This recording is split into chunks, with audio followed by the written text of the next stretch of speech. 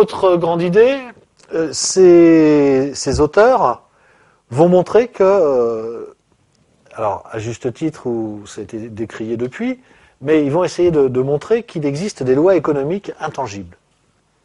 Et notamment, ils vont mettre en évidence la première loi économique relative à la monnaie, qui est un ancêtre de ce qu'on appellera et ce qu'on développera nous plus tard dans le cours, la théorie quantitative de la monnaie. Ils essayent de montrer que le niveau des prix est corrélé à la quantité de monnaie disponible dans un pays. Autrement dit, plus la quantité de monnaie augmente, et plus les prix augmentent. Donc ça, c'est une loi économique qui met en rapport la proportion d'augmentation des prix par rapport à la proportion d'augmentation de la monnaie. C'est Jean Bodin qui trouve cette loi économique, et ça part d'une observation.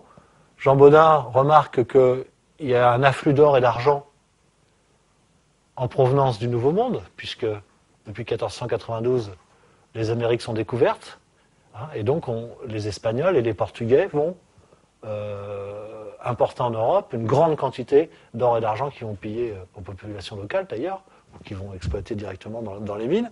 Et donc on s'aperçoit qu'en Europe, il y a une grande quantité d'argent, au sens le métal, et d'or qui circule. Et on s'aperçoit aussi, parallèlement, qu'il y a une très forte inflation, une très forte augmentation des prix. Donc ça, c'est une des premières lois économiques pondues par un économiste.